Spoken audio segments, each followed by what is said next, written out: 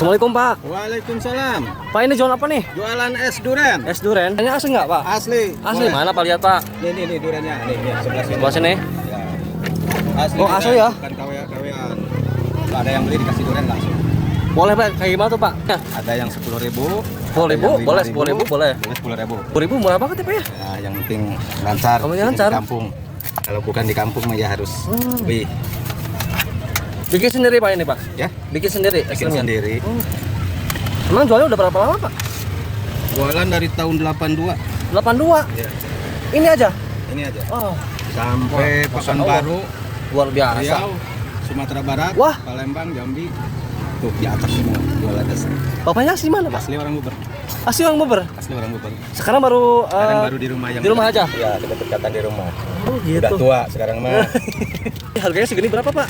10.000. 10.000 aja? Kadang ada 15.000. 15.000 ada? Ada. Wah mantap nih. Gimana orangnya?